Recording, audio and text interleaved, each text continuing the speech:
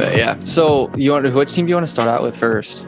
Yeah, I guess let's start out with the Hawks. And I guess we'll start out, as we always do, by just giving a brief rundown of their financial situation.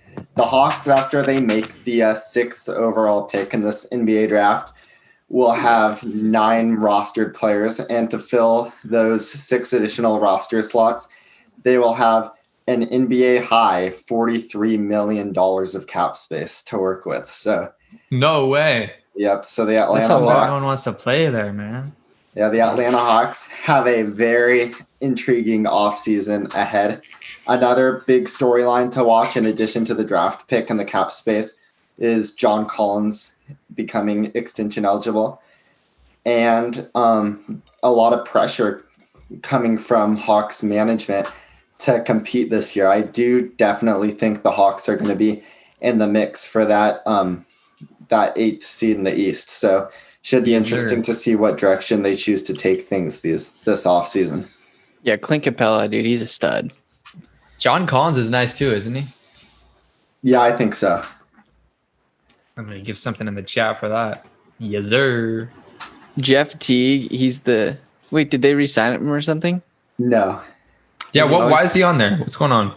Well, that's clapping. He's just on there for his cap hold. He expired this offseason. Oh. Okay. Because didn't you say something about that, Channon? Yeah. Where is he now? What? Where's Jeff now? He's a free agent, but... Oh, he hasn't signed with anybody? No, nobody's signed with anybody yet because free agency hasn't started. But, when does it start? They haven't decided yet, but usually it's like a week after the draft. But When's the draft? The draft is next Wednesday. So I bet free agency will start on, I don't know, probably the 21st or 22nd. Wait, are we talking like this Wednesday or like the Wednesday after? The Wednesday after this Wednesday. Okay. The 18th. Yeah. So why can't guys just do it whenever they want? You mean like signs? Yeah. Well, why does it have to be a specific time? Is that just like when their contract or whatever allows for, or then like the team releases them officially? Yeah, well, yeah, the contract doesn't expire until the season's over, and the 2019-2020 season still hasn't technically ended yet, so free agency hasn't. What does that say? Who did you vote for, Channon?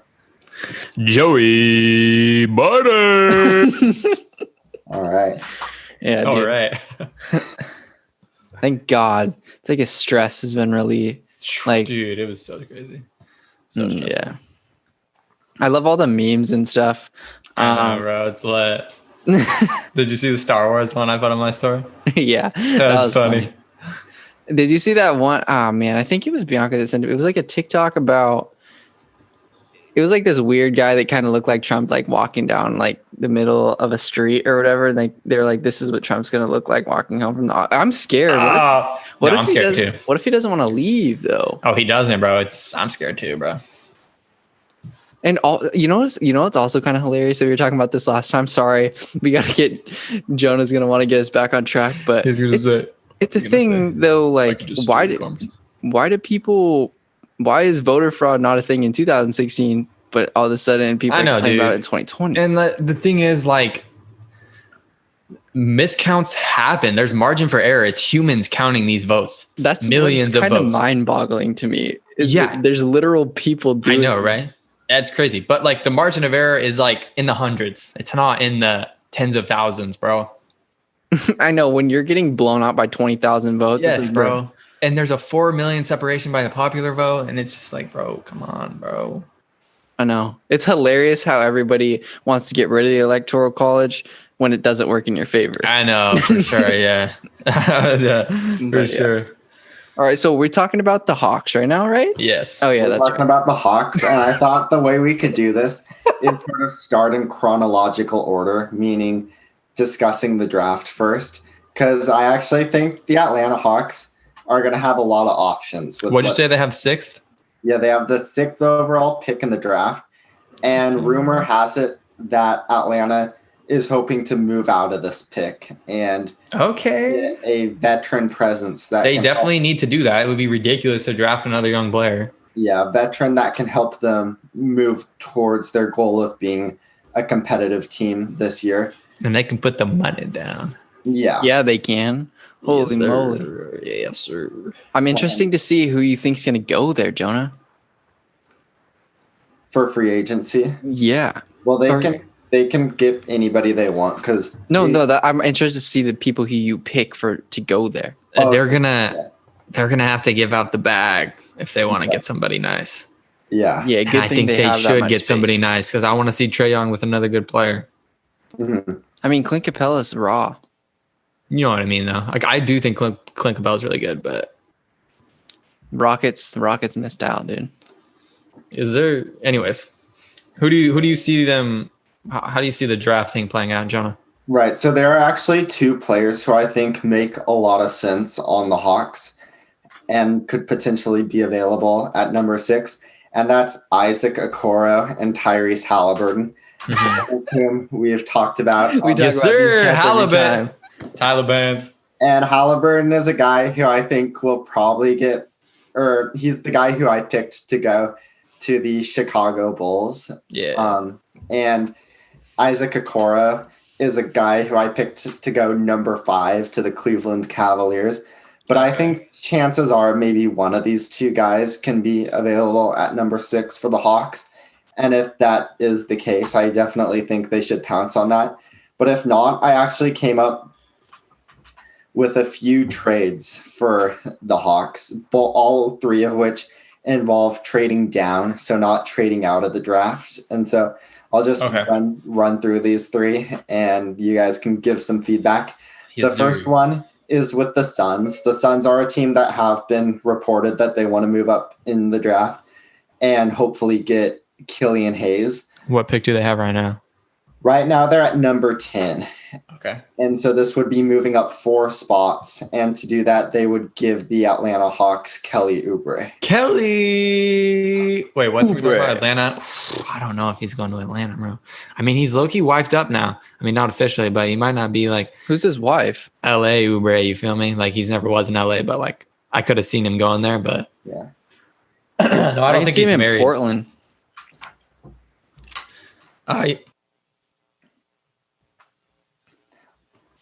Are we ready for the next one? I'd love to see him. No, we're not. I'd love to see him in Portland, but I feel like he either wants to be like the guy who's like in this culture, you know, on the grind with Devin Booker and those guys. Like, yeah, we were undefeated in the bubble, like, Valley Boy. or go to a big market. I feel like that's Kelly Oubre's future. New York Knicks just sell out. Yeah, Atlanta's kind of a big-ish market, I feel like. It's at least like a cultural hub of America. Yeah, that's facts. That's facts. It's just like definitely bigger than some other places, that's for sure. And Atlanta is, I don't know. I mean, have you guys ever been to Atlanta? no, I haven't. But they I love Atlanta. Wait, you've been there, Jonah? Yeah, it's sick. College Football Hall of Fame. Oh, that's sick. You went to Atlanta? That's dope, bro. Yeah, I would like to go there. When'd you go? A few 2 or 3 years ago. 3 or 4 years ago. Why'd you go? We just went to we went on a road trip around the US. And Oh, that's dope. Is that when you wanted to Yeah. get the Cleveland Browns jersey and your parents didn't let you? the Redskins. Or the Redskins, yeah. Yeah. Come on, Blaine. Yeah. Is the Cleveland Brown that's not, why did I even say that? That's not really controversial, huh? No, What even does that represent? I have no idea. I have no idea either. Bro, Bro, what has been suggested as being controversial is the Portland Trailblazers. Really? I saw someone say that. How? I don't remember how though. what? Like, Because Trailblazer, that refers to like the Oregon Trail, right? well, yeah. I think so, Oh. yeah. Oregon Trail, yeah. Oh yeah, it does. And because we kind of like kicked the Indians out. Oh right, yeah. Okay, I can kind of see that. That's a bit of a reach, though. But Yeah. Mhm. you I can don't see see it. It's a But- lot different than like the Redskins and stuff. Yeah. Anyway, sure. the next idea I had involves a player named Onyeka Okongwu, who that guy. what? I know who you're talking about. Yeah. USC. Yeah, USC. So Onyeka is a guy who I actually would have loved for Atlanta had they not made the Capella trade and gotten their center that way. So at this point, I don't really think Onyeka Okongwu makes sense on the Hawks, but a team who has apparently really been coveting Onyeka is the Washington Wizards, who sit currently at the 9th pick. So if the Wizards were to move up 3 spots, I thought maybe they could give the Atlanta Hawks Troy Brown Jr., who would be a pretty good fit on this Atlanta team. Never heard of him. What's his name? Troy Brown Jr. Yeah, so in addition to the fantastic education Troy Brown got at the University of Oregon, I think he could give some good defense to this Hawks team who have desperately needed defense the past couple of years. And he's a sneaky on-ball guy too. He's not the best shooter in the world, but he's sort of like DeAndre Bembry. He would play a similar role to the role DeAndre Bembry played this year on the Hawks, except I think he's a lot better than that. So I definitely think that's something the Hawks could look into. The last one is with the Pistons. And the Pistons, I don't think it's any secret. They want either Killian Hayes or Tyrese Halliburton. And they currently have the 7th pick. So this would just be a 1-pick transaction. They'd be moving up 1 pick. And they could give the Hawks Svi Mikhailiuk. That's a mystery man to me. Svi Mikhailiuk. Oh, didn't we talk about him last time? Yeah, when we talked about the Pistons, I bet we mentioned him. Svi is one of the better shooters in the NBA. He's no Duncan Robinson or JJ Redick, but he is a 40% guy. And so the Hawks, who are probably, aside from Trae Young, the worst 3-point shooting team in the league, I definitely think that Svi would make a lot of sense. Maybe you worry he overlaps a little bit with Kevin Huerter, but as a second unit guy, and you're only moving down 1 pick, I think that could be worthwhile for Atlanta. So those were the 3 trades I could come up with for moving down. Moving out of the draft is a whole different proposition for me because sure, there are definitely players available who could help this Atlanta Hawks team, but it's one of those things where there aren't a whole lot of players who it's worth just straight giving up the number 6 pick for. Mm-hmm. And most of those guys aren't available because they're pretty good. So, and in addition to that, a lot of the players who you possibly could trade into the Hawks cap space are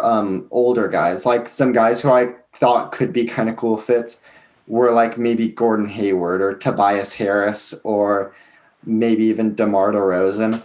But all those guys are pretty old, and I don't necessarily think it makes sense to mess up the Hawks timeline that much. Yeah. And spend your money on someone that might not be there for a while. Yeah, they need someone who's going to be around. Yes. They're Resign so Vince young. Carter. Longevity.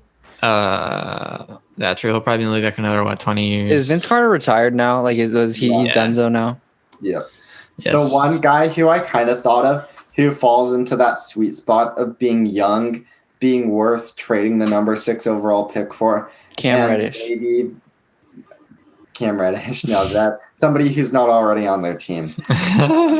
And I was thinking if the Spurs were possibly willing to part ways with Derek White. I think. Oh, dude, I can't stand that guy, dude. He looks like the baby Snapchat filter. Look him up, Kellan. You know what he looks like? I think I do. Are you picturing the baby Snapchat filter? Because then you do know what he looks like. Yeah. Anyways, he's pretty good, though. He's pretty good. Yeah. That'd be a good fit. He'd be a good fit on this Hawks team, too. He would. Really add to their shooting. He could. Oh, my God. He's so cute. He could be a good POA defender next to Trae Young, which I think is something the Hawks have got to be looking at very closely. So yeah, I definitely think Derek White checks a lot of boxes for what this Hawks team needs. He's a pretty good bucket getter too, right? Like ISO guy. He can. Yeah, for sure. One of the things that he hadn't really started shooting at a great level until the end of this 2019-2020 season. So before that, like, yeah, a lot of his role was like slashing. He's super athletic, so he's like a really good finisher at the rim. Yeah. And so, yeah, Derek White is definitely a guy who can come onto this Hawks team and like probably average like between 15 and 20 points per game and play that's facts. defense. So That'd be a good fit. Yeah, I don't know if San Antonio wants to move on from Derek White. Because especially after the performance he had in the bubble. But if they did, and if they were willing to take the number 6 pick, I would definitely think hard about that if I were Atlanta. Yep, I agree with that. What do you guys think of Cam Reddish?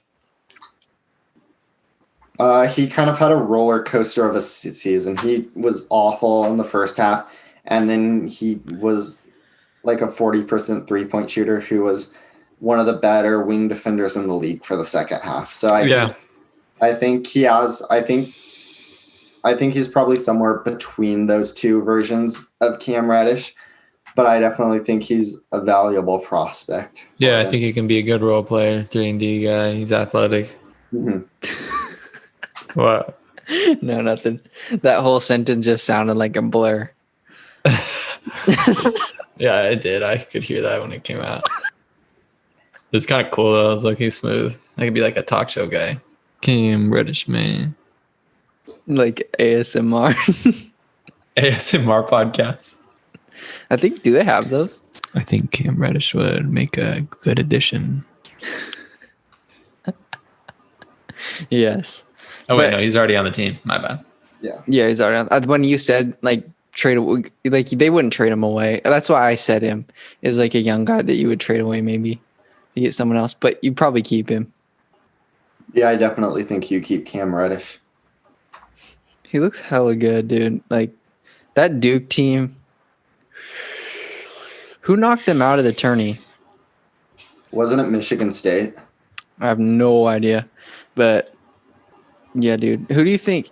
You think, obviously, Zion's the better of the three that came out of Duke. But do you think that RJ Barrett's probably going to end up being the worst between him and Cam?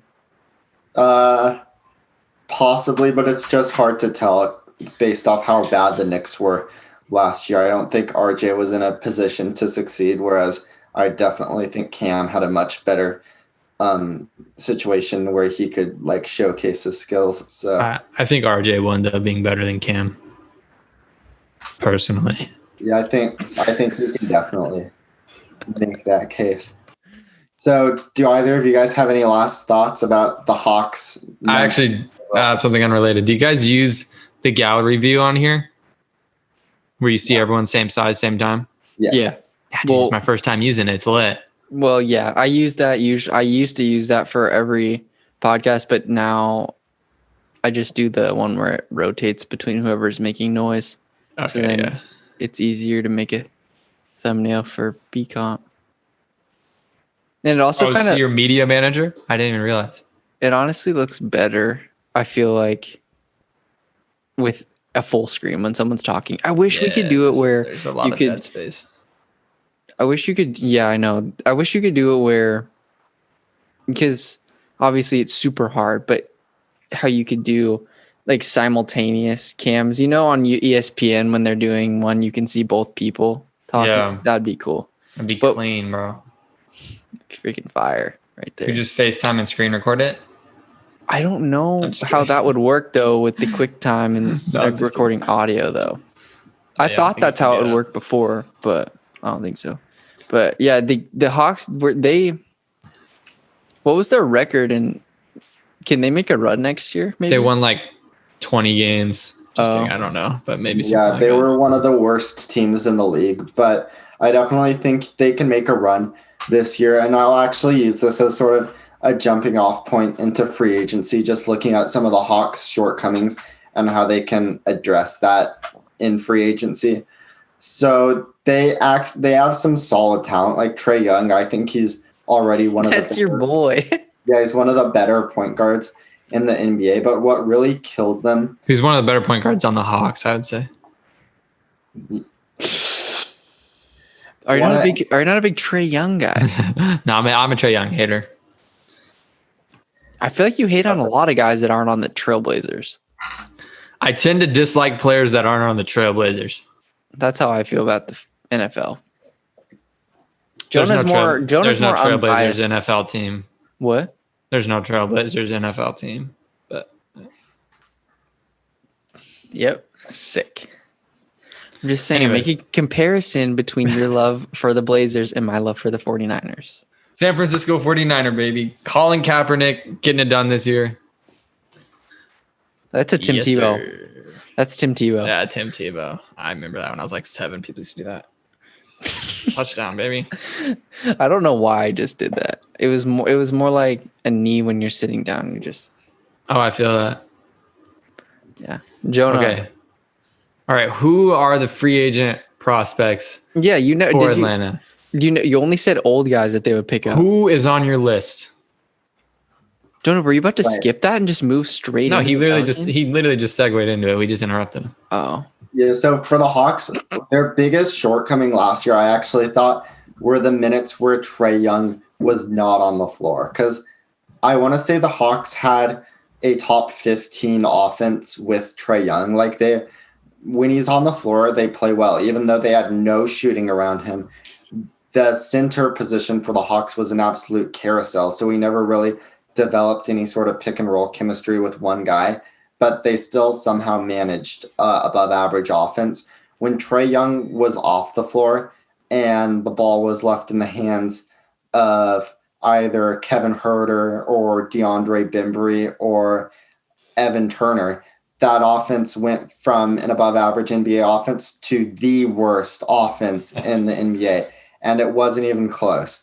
And they were able to address that need at the trade deadline by bringing in Jeff Teague, who sort of, even though Jeff Teague is far from one of the NBA's better point guards, just having like a capable adult on the court who could run point kind of stopped the bleeding and brought the Hawks offense without Trae Young's some sort of respectability. And so I definitely think backup point guard, whether that's retaining Jeff Teague or bringing in an outside hire, I think that's going to be something the Hawks have to put atop their priority list. Another big issue for the Hawks was just a lack of shooting. Like Trae Young, there's no reason why Trae Young shouldn't lead the NBA in assists next year. They just need to surround him with guys who can make open threes. Like I brought up earlier, take away Trae Young and the Hawks are probably the worst three-point shooting team in the NBA. That's partly due to DeAndre Hunter below average all season. Cam Reddish eventually brought his average up, but was an absolute tire fire to start. Let's go tire fire. DeAndre Bembry could not hit anything. John Collins actually improved his three-point shooting to, I want to say, around 37%, but he faced a 25-game suspension, which kept him out almost half the season. Why did he get suspended? Drugs. Oh, man. What's they got drugs, my man though? Is it locked up. marijuana? No, it was like some performance-enhancing. Oh, we got PEDs going on over here. Yes, sir. Okay, so No that's why he wonder was the nice. three ball was going down. I Yeah, feel so that, man. Anyway, the Hawks were able to solve the center position, which they did at the trade deadline by bringing in Clint Capella and Dwayne Dedman and Scalabissiere. So they got that. They were able to solve the backup point guard for the time being by bringing in Jeff Teague, but they could. Which I say keep him. I say keep Jeff Teague. Yeah, I would probably have to agree with that. So that's. I feel like he's good enough to like. It's not really worth it to try to explore other people. I feel like. Yeah, and so that brings the biggest need for this offseason to be shooting and sort of depth at the wing. And so the number one guy who I had for this Hawks team, this might be a bit of an unpopular opinion because the Hawks have had one of the worst defenses in the league for the past few years, and this guy does not exactly have a reputation as a defensive stopper. But what about Davis Bertans in a Hawks uniform? Who? I don't know that much about him. Where Where does he play right now? He plays for the Wizards, and They why I I don't was know much. expecting a decently big name. Yeah, me too. Davis Bertans is probably going to be one of the higher paid free agents this offseason. But anyway, they Really? call him What's his name? Davis, I feel like if he was a big name, I would probably know about him. Davis Bertans. I've heard the name. Bertans? Oh wait, I think Yeah.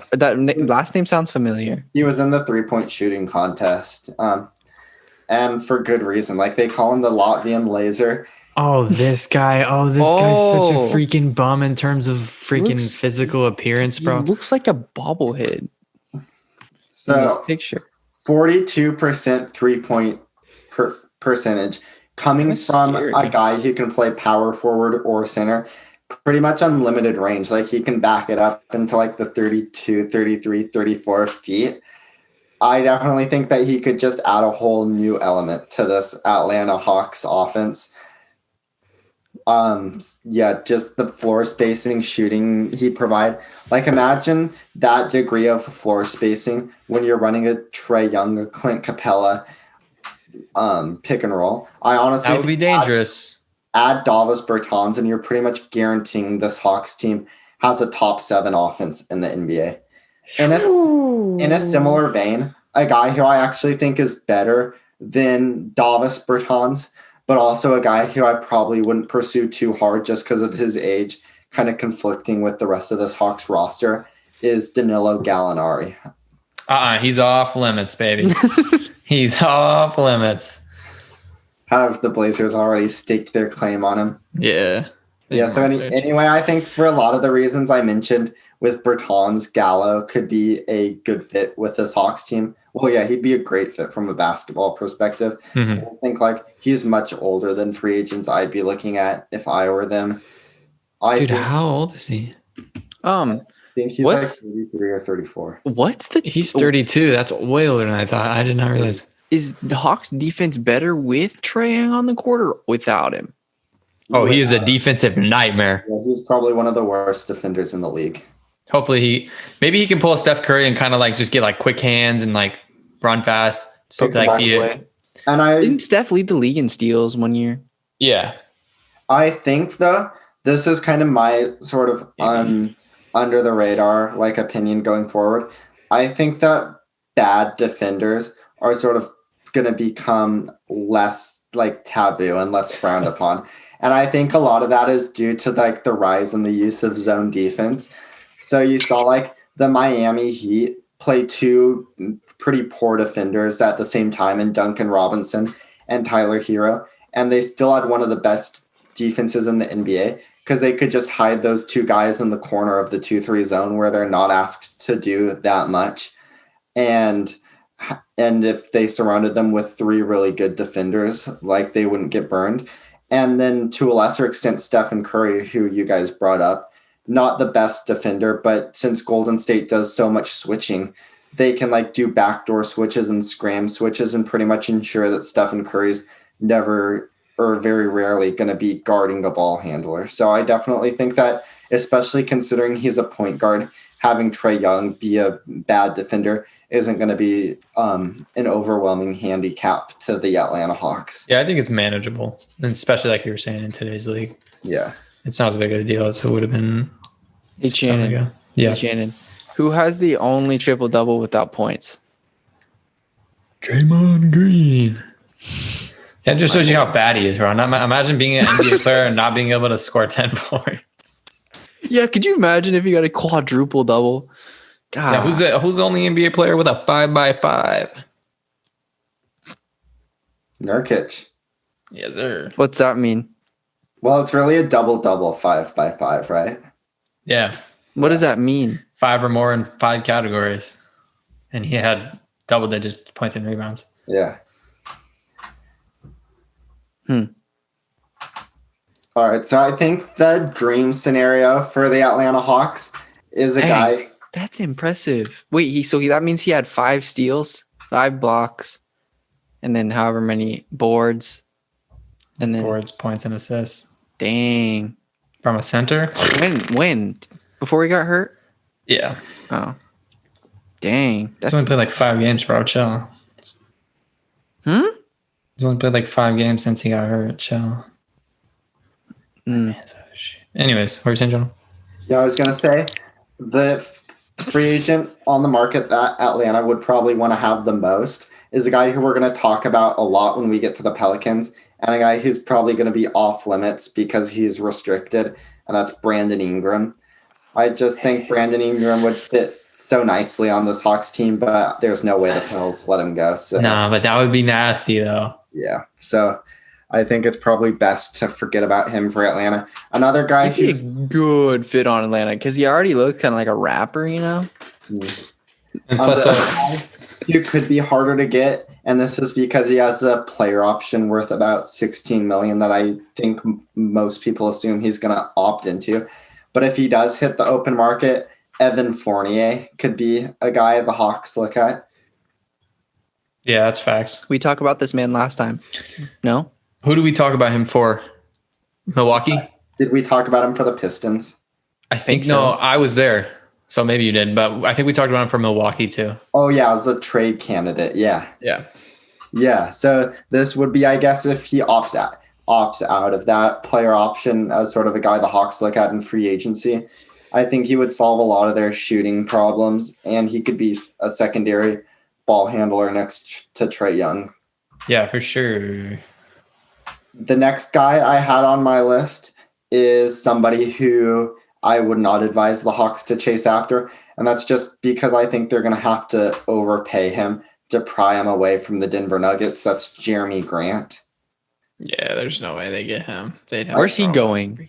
I think he's going to go back to Denver. Yeah. But he's definitely a candidate to get overpaid based on people thinking he did really well in the playoffs, which he was pretty good in the playoffs. But I think he's going to end up making like probably between 15, 16, 17 million dollars. And I think that might be a bit of a reach for Jeremy Grant.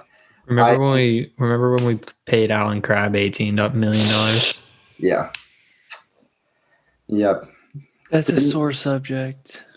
Didn't the Nets like make an offer sheet on him, and then we bailed the Nets out by matching it? Maybe, yeah. I think so, and then we eventually traded him to the Nets. Yeah. So anyway, those are kind of the big name free agents I had for the Hawks, and the rest of these guys, I'll move through them a little bit more quickly. There are sort of guys who I think make sense in a backup role. The first one, like we talked about, Jeff Teague. Has a lot of equity with the Hawks. He was there in their sort of glory days with Al Horford and Paul Millsap. Paul Millsap. Yeah. Kyle Korver. Kyle Korver was awesome. They had 4 All-Stars, bro. Yeah. And he's not the best like point guard in the league anymore. But I think as sort of like a backup caretaker point guard who's sort of a pass first guy, I think he could make sense to bring back.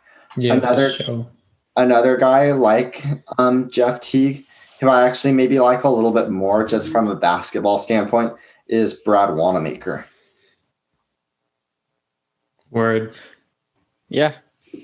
The Celtics. Good passer, good defense. I actually think, unlike Teague, Wanamaker might make a little bit more sense to play alongside Trae Young, because we saw Brad Wanamaker play alongside Kemba Walker, and that worked out pretty well for the Celtics. So yeah, that's true. A guy I would take a look at.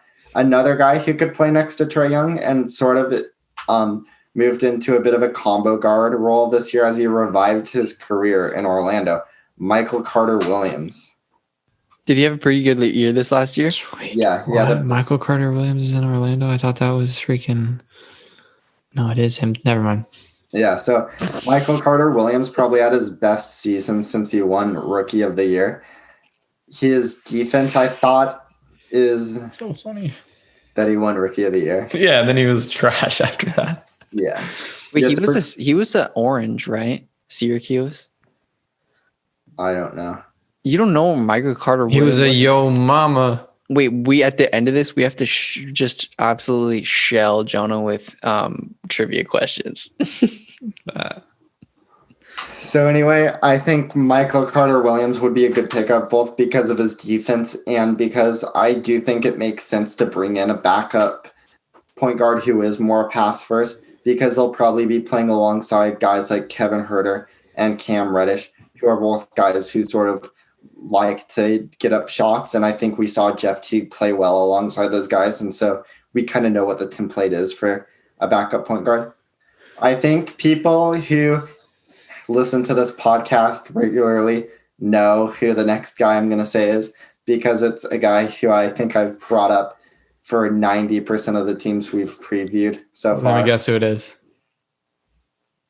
I don't know who it is. Justin Holiday. I should have known that. Yeah, I'm a big Justin Holiday fan. I think he's one of the most underrated players in the league. Elite shooter, great team defender. I definitely think he makes sense on every team in the NBA, and therefore I think he's a guy the Hawks should take a look at. As an NBA team. They fit the profile. Yeah. The next player I took a look at is a guy who I think would kind of take the Hawks backup unit in a different direction from what I described with like a Jeff Teague or a Brad Wanamaker type of point guard. This would be a guy who would kind of come out and look for his own shot. And that's valuable because, like I said before, the Hawks had the worst offense in the NBA when Jeff Teague was off, or when Trae Young and Jeff Teague were not on the floor. And with this guy on the floor, you know you're going to get baskets. Even if you're not the most efficient, most beautiful offense, you're going to be able to get baskets on some of your possessions. And that's Jordan Clarkson. Yes, sir. I like Jordan Clarkson. I think he's a bucket. Yeah, I don't know how much sense he makes on this Hawks team. He would give him some more shooting. And I think the main thing is he's just kind of like that safe bet, because like you don't really have to construct that great of a team or that great of a unit around him. You just have to put him on the floor and he'll get you some baskets. But I think the Hawks could probably do a little bit better in terms of team building. The next guy I had is sort of in that similar vein, more of a shooter, score first point guard, Bryn Forbes. Who? Bryn Forbes. Dude, I don't know any of these guys. I don't know what that is. From the Background. San Antonio Spurs. And he's a solid defender. People underrate his defense because he's sort of smaller, but he's a strong guy who I think can at least compete at an NBA level. Elite knockdown shooter, fine passer. Really the only knock on him is that he's probably the worst player in the entire NBA at scoring inside of the three-point arc. But not as bad as a Russell Westbrook. But I mean, we have to do top 5 worst NBA players, and they have to be starters. Okay. But I mean, Bryn Forbes is a guy here that I'll take a look at. The last guy is sort of, I just feel kind of obliged to include this guy just because he's a young player who is somewhat in demand this offseason, and that's Derek Jones Jr. I don't really think he makes sense on the Hawks, and No. I don't really think they should go after him. I just think the overlap with John Collins. Yeah, But I just thought I'd bring him up. Any thoughts on any free agent targets? How much did Derek Jones play? Not a lot. Yeah, especially not in the playoffs. They didn't really trust him in the playoffs. In the regular season, I bet he was getting in the teens in terms of like minutes per game. Yeah. Were you going to say something, Channon? Channon? On Channon. Yeah. So the last point I wanted to hit on for the Atlanta Hawks is John Collins, who is extension eligible this season. John Collins has said on numerous occasions that he considers himself to be a max player. And so we're going to find out if the Atlanta front office agrees with him. I'm trying to see the stats. Hold up. He was actually one of 3 NBA players this year who averaged 20 points and 10 rebounds. It was him. Okay, so yeah. Jokic. And he did it on decent efficiency too. He's got good chemistry with Trae Young as sort of a lob threat. I think defense is where it really starts to fall apart for me. You went to Cardinal Newman? Oh, that's not the right one, though. Yeah, he went to college at Wake Forest. Yeah. Okay, he's kind of got the stats, man. I don't know. Cap on you. 20 points per game. And what do you want to do with this guy? So We want to get him out the league. The thing that we usually talk about in terms of extending free agents is, I think, a useful way to look at it is their cap hold. And so basically what a cap hold is how much money he will sort of take up on their sheets before they sign him in 2021. So for example, his cap hold is $12.4 million. And once they sign him, say, to a $20 million deal, that will eat up $8 million of their cap space because $8 million is the difference. And the reason that that's important is because, like, say you went into the offseason with a max slot and you signed John Collins to a $20 million deal, that takes $8 million away from your cap room. And maybe you don't have that max slot anymore. So that would be the reason to wait and not extend him, is because you get a cap hold that's lower than what his extension price would be. However, we do talk about this with teams who are going to be over the cap anyway, that the opportunity cost of extending a guy is actually a lot lower because you're not going to have cap space anyway. So having the higher amount or the higher dollar value on your books doesn't really impact your flexibility or your options that much. I actually think that the opposite is true, but in like the same way for the Atlanta Hawks, where they're just so flush with cash and so like flush with cap space that the opportunity cost of extending John Collins really isn't that high because they will have so much cap space regardless of what they do.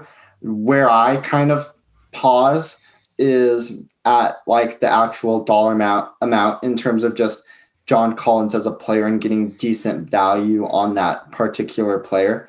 Because if John Collins really sticks to his gun and demands that max extension, that's going to be in the $27 million range, which is just absolutely, like, to me, That destroys unreasonable. your chances of really signing anyone else. Well, for the Hawks, it doesn't really, just because of Wait, did you say they have 40 plus million, huh? Yeah, well, I guess not. That's this year. And if we're talking about cap space as it relates to John Collins' extension, we're more thinking about their room in 2021, which Trey Young's next contract hasn't kicked in. So 2021 will be presumably a year where they again have a lot of money. I just think I could not justify giving Collins a max extension. Like 27 mil, that's way too much. I would give him probably between 15 and 19 mil a year. Yeah. And even that, I'd be scared. Because here's the thing, bro. He was using freaking drugs. He only played like 40 games. The stats were nice, but he was using performance enhancers. And he only played 40 games. Well, the extension actually came at the beginning of the season. So he was clean for the 40 games he did play. So that changes anything. Wait. So he got popped before and then he came back and was strong. Yeah, I think he probably played like 3 or 4 games, got suspended, and then came back. They caught him, bro? Come on, bro. They hit him with the test. He should have dialed it back a little bit. You feel me? Who's his doctor? Like, or is he taking this stuff under the table?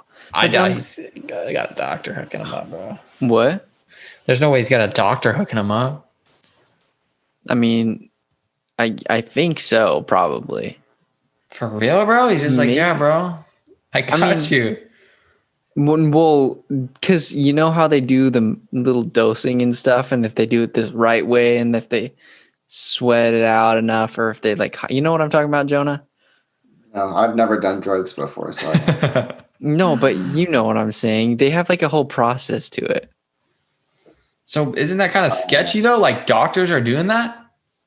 Maybe. I mean, there's no point now. Testing's too crazy. Yeah, bro. Danny Green gets a putback deck and gets drug tested, bro. Is marijuana legal in the NBA?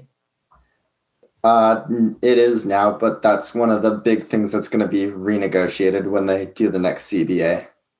Yeah, that just needs to be destroyed. Like it's useless. There's no point of making. Yeah, bro. Everybody. I actually think that's a big thing for me is I think they should make it allowed for NBA players. I think it'll increase like the quality of basketball if players are Dude, allowed. if they can just freaking blaze out, bro. They have my man Dion Waiters locked up for way too long, bro. Well, mainly because I think like isn't marijuana supposed to help with like pain and stuff like that? Oh, that's facts, bro. In recovery. And recovery. So They won't even know they're injured. Well, wasn't Dion Waiters? Dion Waiters was like eating edibles on the plane or something like that, right? Yeah. And then he got freaking suspended. Yeah, so lame. And the That's UFC fighters, they man. get their shit rocked and they get popped if they can't smoke weed. Is so dumb. Yeah. So anyway, the John Collins thing, I would sign him for an extension if it was good team value. So that would be like between 15 and 18 mil a year. I can't do the max for him, bro. Yeah, if John Collins isn't willing to come off his ledge at all, I would just wait it out and see how he fits with the rest of my team, see how he fits with Clint Capella, and then make a informed decision in free agency where you still have team control on him. So it's not that big of a deal to wait. So I forgot I did have one more thing to hit on before we move on to the New Orleans Pelicans. I still have one more Hawks point to bring up, and that's trades. A lot of people have been like reporting about the Hawks wanting to sign a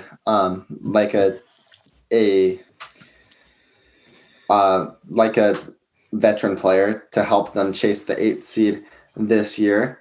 And I think that sort of makes sense in theory. Like I do think it's time for this Hawks team to be competitive. I think they're good enough to make the 8th seed. The one thing I wouldn't advise is trading a guy into cap space, just because the opportunity cost of trading a guy into cap space, I just think is too high, because I do think there are some free agents that can help the Hawks, especially on the margins this year. A few of the guys who I brought up, I think, are guys who are worth looking at.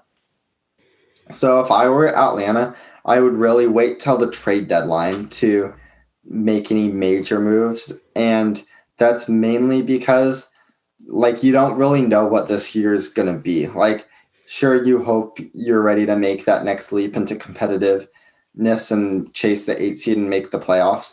But if like the trade deadline rolls around and that's not the case, and it's going to be like one more year before you're ready to make that step as an organization, like it's just better to remain flexible. I think they should wait for the trade deadline if they want to make any blockbuster moves. I'm not with the veteran idea for the Hawks personally. I think you sign another solid player with some years left in him. I think they can make the 8th seed. Yeah. Mm-hmm. I don't think it's worth bringing in a veteran. I agree. Mm-hmm. So with that, are you guys ready to move on to the Zion Williamson Warriors? Yep. Pelicans. I think 2 states west and hit the New Orleans Pelicans. Right? Isn't that 2 states over? It goes Georgia, Alabama, Louisiana. Yeah. Yes, sir. I don't know. Blue state, red state, red state. Yeah. That's facts. Okay. So American states under Joe Biden. Yeah, facts. So for the New Orleans Pelicans, I think it's important just to look at the context of where this team's at in terms of... Wait, hold on. My bad, bro. Hang on. I have to... okay, never mind. You can't raise your hand down here. But do you know, Jonah, where are the games being played this year? They haven't decided yet. Oh, man. I think it's going to be like the NFL did it, where they're just going to have it at the home markets with no fans. Yeah, because they can't freaking lock 30 teams up in a bubble for a season, bro. Do the bubble. They might do the bubble for the playoffs again, but there's no way they do the bubble for the entire regular season. That's impossible. Jonah, what's the numbers for the revenue they lost? I think it's like 15 billion or what? Yeah. That's insanity, dude. And it's not really going to get any better. Well, everything's actually getting worse. It's 1.5 billion, not 15. It's 1.5.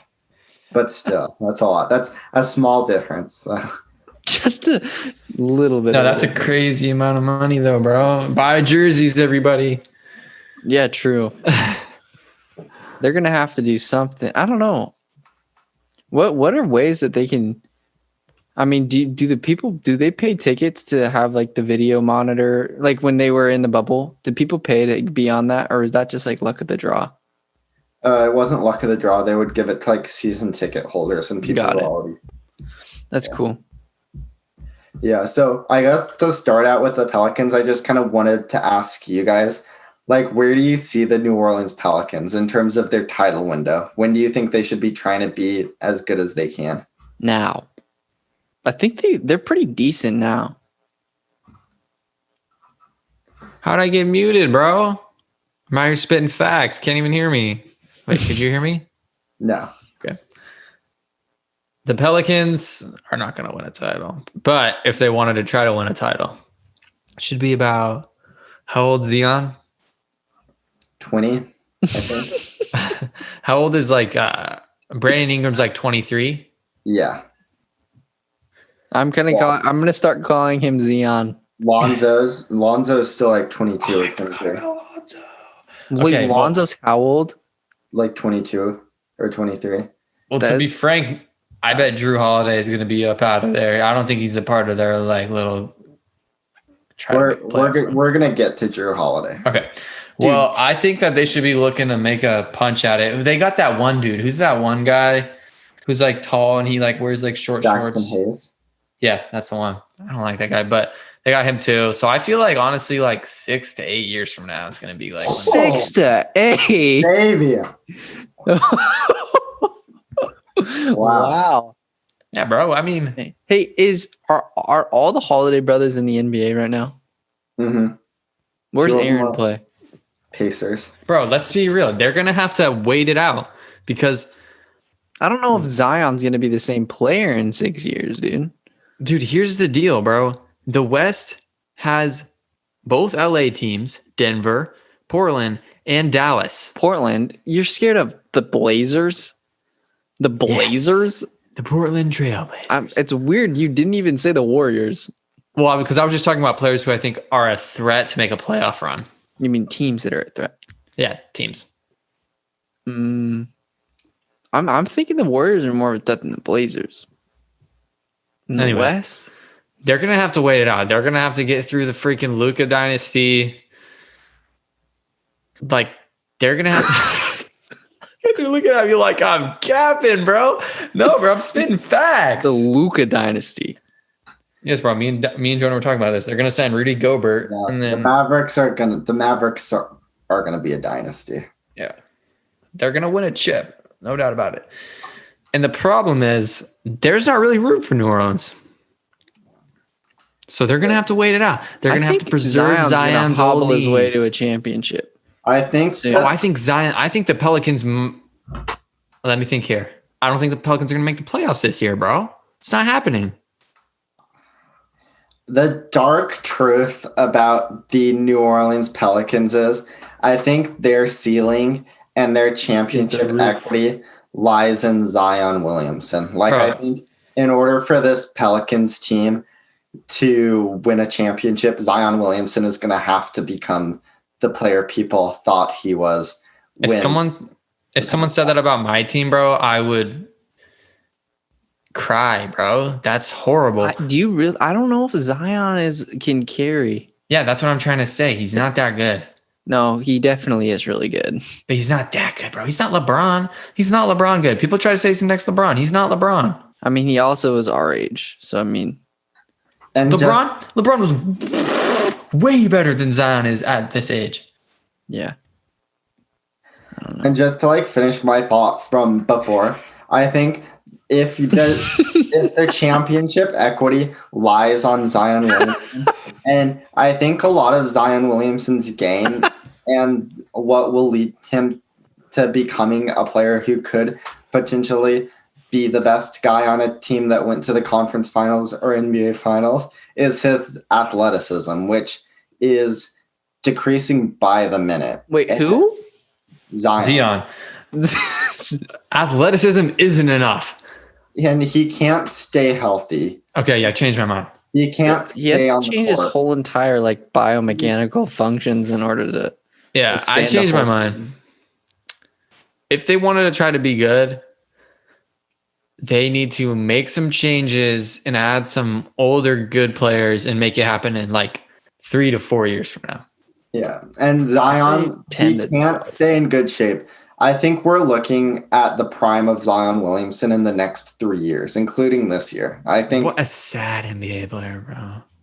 Well, and I think he's going to be very good for the next like up to 5 years. I just think Zion is a star that's going to burn like hot and fast. And I think the Pelicans have to like be prepared to capitalize on that. And I think they are. I think obviously when they hired Jeff Van Gundy, that's sort of like a signal that they want to compete right away. You don't really hire Jeff Van Gundy if you're planning on tanking or you're planning on rebuilding. Or not Jeff Van Gundy, Stan Van Gundy, sorry. You don't hire Stan Van Gundy. Isn't Jeff the announcer? Yeah, and Stan was an announcer. They both were announcers. But I definitely don't think Stan is a guy you hire if you're like just trying to develop young talent and not really do anything important. Yeah, I agree. Are they related? The Pelicans are making the playoffs this year, guys. Jonah, are they related? The Van Gundy brothers. Yeah. Yep. So Okay. Well, you could have just said yes. Saying the Van Gundy brothers. Get sauced. Let's go, Jonah. Let's go. That's a W for you, bro. yeah, so the Pelicans roasted. anyway have a few interesting decisions that they're facing this offseason. The first is the reporting that they're listening to offers on Drew Holiday. And apparently They should be. over 10 NBA teams have already contacted the Pels with interest. They should So be. Drew Holiday is shaping up to be one of the hottest commodities on the trade market. And he should be. Who's number Juan on like the list of maybe getting him? And what would they get him for? So there are, at the moment, I think 6 teams that have been more, or 7 teams. There are 7 teams that have been more heavily reported than others to get him. Yeah, Kellan? I just looked it up. They sent Drew Holiday to Phoenix for Devin Booker. Yeah, there's no way. That's such bad cap, bro. Yeah, weird. Was that? That must have been Bleacher Report, huh? I don't know what it was. It was just Bleacher one of the Report. Shoddy. things. Dude, that Are would they on never some happen. BS, That'd be the Jonah? stupidest thing ever, actually. Is Bleacher Report on some BS? Yeah, I think Bleacher it's Report. called what is it? I didn't know. Pelican Debrief. Oh, So you know what you need to definitely be looking biased. for? Okay, so what you need to be looking for is if you can find a way Wait, sorry. to see what posts like players like Brandon Ingram, Zion Williamson, Zion. Lonzo, see what kind of posts they're liking and like trade suggestions they're liking. That'll give you a good idea of what's actually likely. Kellan, is Pelican Debrief part of Fansided? Those guys are hacks. But anyway, the main teams who I kind of came up with for What does Drew that Holiday- mean? What? Are they just do for clickbait? Yeah, they're amateurs, but Dude, we should do clickbait stuff. no, we're way above that. But Oh, okay, I see. there are a Jonas few fits teams who have kind of facts, not- stuck out as like teams who have been rumored even more to get Drew Holiday, and that's I think the Heat, Nets, the Nuggets, Warriors, Lakers, Clippers, and the Knicks. I don't want to sound like an idiot here, but like, can the Warriors like afford to sign him? Oh well, he's not a free agent. He'd be somebody they traded for. So it'd likely be a deal Oh. where you combine like maybe Steph Curry and or like a Klay Thompson.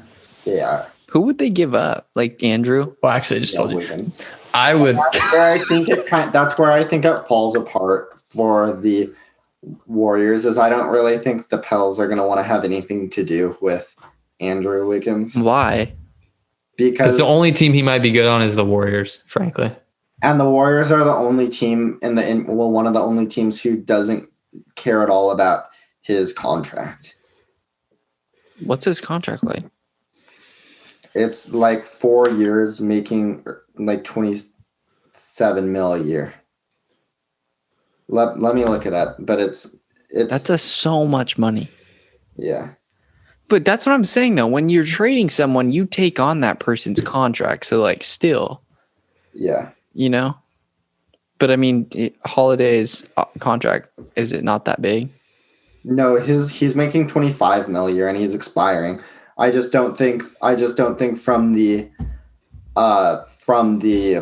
Pels standpoint, I don't think the Pels do this. I don't think they want to commit themselves to like 3 years of Andrew Wiggins at 30 mil a year.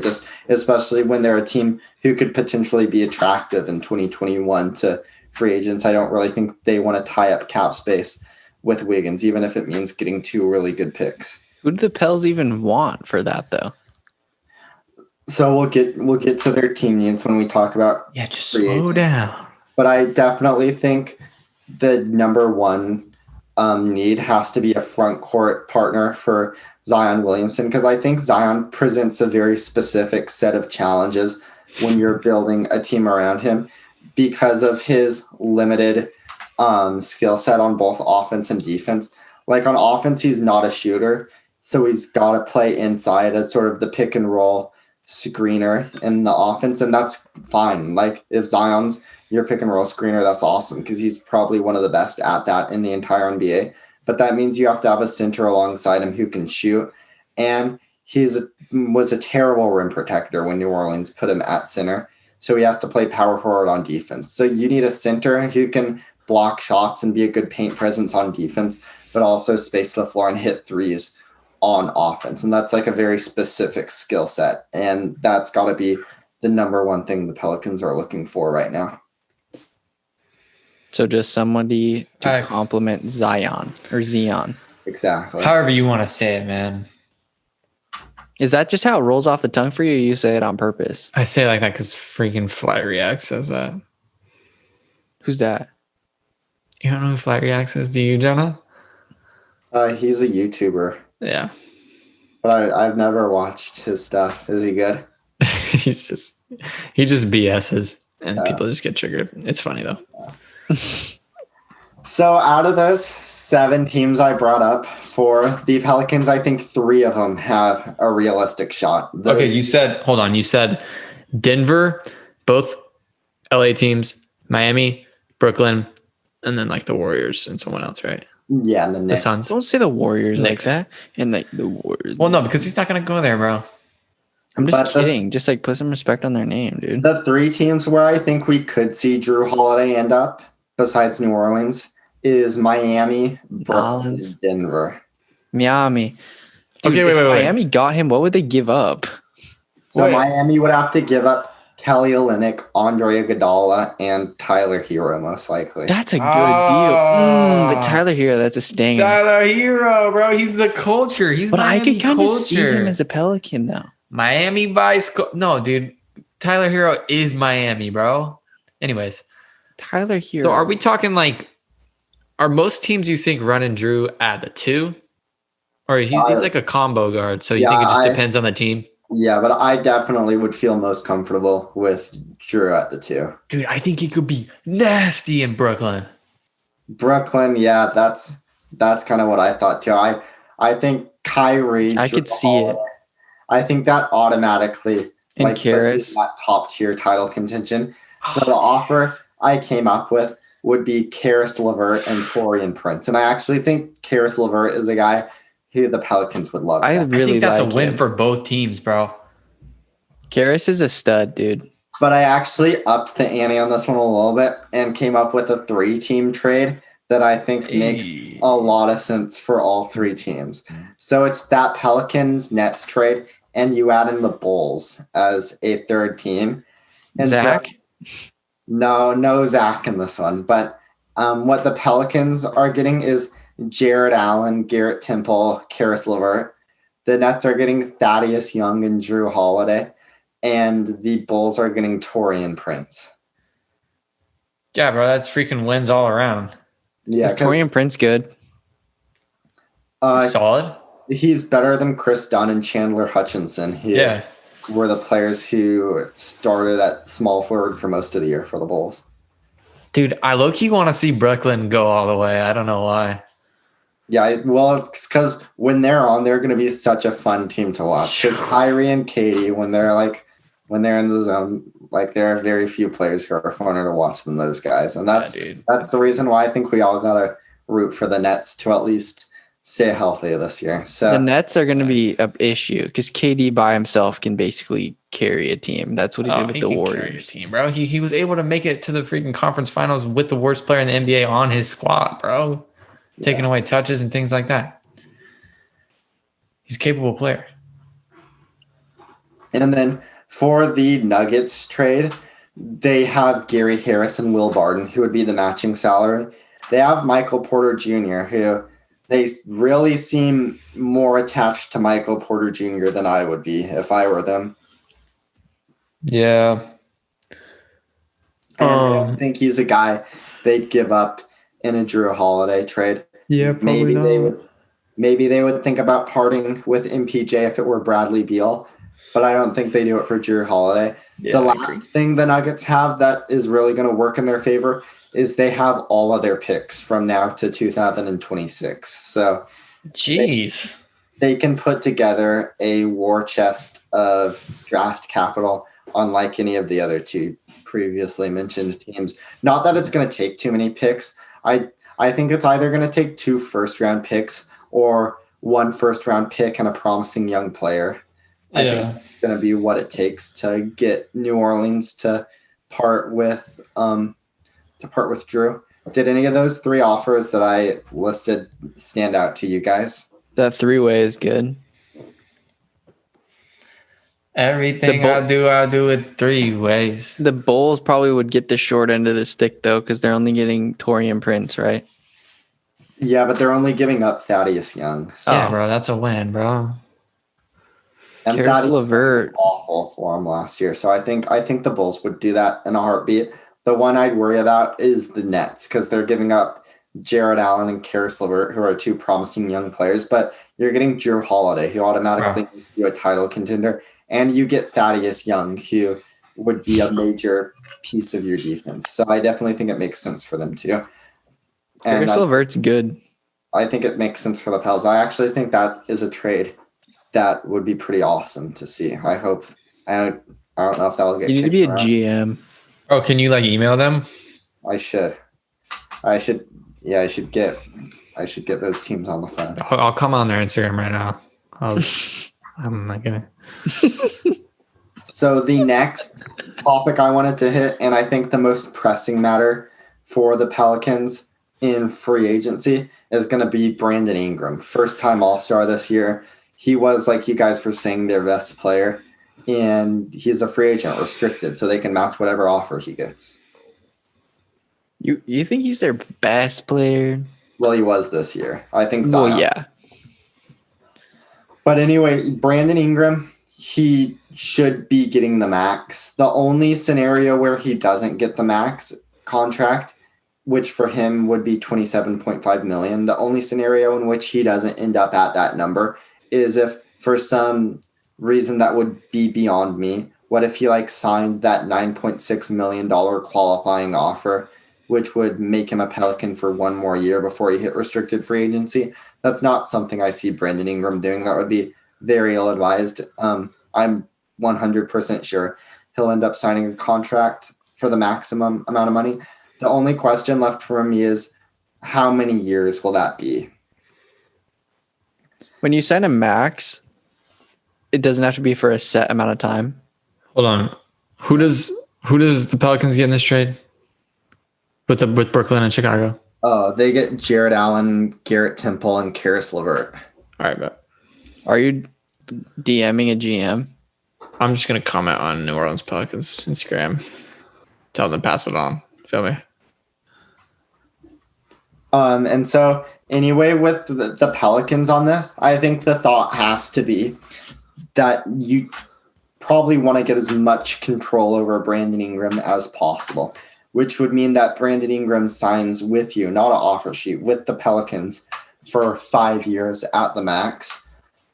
I don't necessarily know how likely that will be, though, because I think especially in this sort of age of player empowerment with guys wanting the most possible control over their futures, I think players will be more inclined to take shorter term deals, which is where we could potentially see Brandon Ingram sign an offer sheet with like the Atlanta Hawks with like say 3 years, maybe 4 years with a player option for the 4th year. I definitely think that. I think it's going to be either going to be Brandon Ingram values security and he signs the 5-year max with New Orleans, or he values his own flexibility and he signs a 3+1 offer sheet, which New Orleans will inevitably match. But whatever happens, I definitely think we're going to see Brandon Ingram lock up some long-term money with the Pelicans. Brandon Ingram? Yeah, bro. He's gotta stay in New Orleans, bro. Yeah. So I guess that brings us... What's his name? Brandon Ingram? Brandon Ingram? I'm confused. Yeah, Brandon Ingram. Yeah. Ingram? Anyways. Yeah, anyways. We can agree to disagree on that. Zion. Just like the Atlanta Hawks with John Collins, the Pelicans have another member of the 2017 draft class who will be extension eligible this offseason, and that is Lonzo Ball. Yeah. Who I met at H&M unofficially. You kind of disrespected him though, because you're like, I don't know this guy's name yet. It's a mess. All right. Yeah, so what's the deal with Lonzo? Lonzo recently signed with Clutch Sports, who I don't know if you guys are familiar with that particular agency. Familiarize me. They're basically they have LeBron James, they've got Anthony Davis, they've got just a ton of big name superstars. Okay. And also Gary Trent Jr. And they're known for another superstar. Okay. They're known for not at all cooperating with teams and just getting their athlete the biggest payday, like at all costs, no matter what they have to leverage, no matter like where their athlete signs. And that's kind of what would lead me to think that maybe a Lonzo Ball extension doesn't get done this offseason. The reason that I would advocate for New Orleans pushing to make a deal happen is because, like I said earlier, I think the upside and the championship equity for this Pelicans team is directly tied into maximizing Zion Williamson's athletic prime, which I think is the next couple of years. And we saw last season that Lonzo Ball had just a remarkable connection with Zion Williamson. Those absolutely had great chemistry, played amazing together. A crazy stat is those two, their offense was, or their net rating was +9 when those two were on the floor. And I think it dropped to -6 when Zion was on the court without Lonzo. So like Zion or Lonzo is important because he can maximize Zion's skill set. Zion likes to play fast. Zion isn't Zion without Lonzo, is what you're telling me. Yeah, they play styles that are very compatible, and that's why I think if I were David Griffin, if I were the New Orleans Pelicans, I would definitely push to get a deal done. Whenever I look at these extensions, I sort of like to look for an analog or a player in recent years who has been in a similar situation and what sort of deal did they sign. I think the analog for Lonzo is DeJounte Murray with the Spurs. He signed an extension worth $64 million that was paid out over 4 years. I definitely think that would be a deal I would be willing to commit to if I were the Pelicans. Like freak yeah, dude. Yeah. All day. Somewhere in the neighborhood of $60 million guaranteed for Lonzo. I think that sounds about right. Yeah. It's a lot of money. Do you guys listen to his music? No. Jonah, you showed me some of it one time. Oh, yeah. I listened to it when it was first came into existence. Yeah. Yeah, bro. He's got that one song. How's it go? Someone sing it. I know you guys know it. Sing it. Come on. Dude, what's that one? We listened to it in the car. Bro, what? Yeah, no, for real. What's that one? No, but nobody's seeing it. I wouldn't want this podcast to get taken down for copyright reasons. Oh yeah, that's true. Okay, well, I just gotta know what it is, bro. Is it ZO2? I think that was the name of his album, but maybe he had a song named that too. I have no idea. Bro, he's got a song called Get Off. Oh, I'm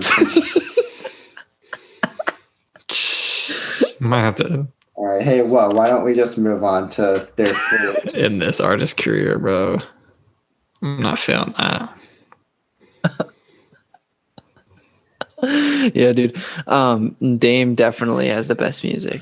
Yeah, we're just gonna like get off the topic of rapping and just move on to some of the things that the Pelicans are gonna have this offseason. Derek Favors being the most prominent name amongst that. Very favorable option. It was funny when I did it, Channon. Wait, did you do it? I didn't hear you. No, I didn't. I was just thinking, let's. Oh, did I steal a joke, man? That's my bad, bro. All right. Either way, Derek Favors is a guy who, although like everybody else on this New Orleans team, he was terrible in Orlando. I think he had a solid season. Great rebounder. Probably one of the best centers in the NBA in terms of like just finishing around the rim, getting offensive rebounds, sticking them back at. Yeah.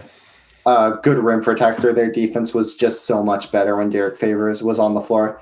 I think a 1-year deal would make a lot of sense. Preserve that 2021 cap space, but just kind of bring the band back together and see how well they could play. So I think 1 year, 13, 14 million for Derek Favors. That's something I would do. The next free agent they have is somebody who I would probably let go, Atwan Moore. Oh, dude, that guy is how is he still in the league, dude? I hate when I see him playing. Dude, I don't know how he's still in the league, bro. I swear he's so bad. Am I wrong? Yeah, he has his moments, but he hasn't been the best recently. I swear he's so bad, dude. Like, and it's the worst when he scores on like the team, like the Blazers, for example. Like, well, I'm like, dude, that's Etwan Moore, bro. He had a great game against the Blazers. Okay, that's probably why I'm super salty, because I don't get it. I just don't like him, bro. The next few guys are guys who are going to be making near the minimum. Jahlil Okafor. I just think he has no future on the Pelicans. Yeah, that's a sad story. I think some team will probably sign him to be sort of like a fifth big, like break glass in case of emergency kind of guy. I don't really think that'll be the Pelicans. The next guy is a guy who I actually think makes sense on New Orleans as sort of a fifth guard, Frank Jackson. They didn't actually play him as much as I wish they did. He's a terrific athlete. He can hit shots. He's engaged, high motor, definitely raw.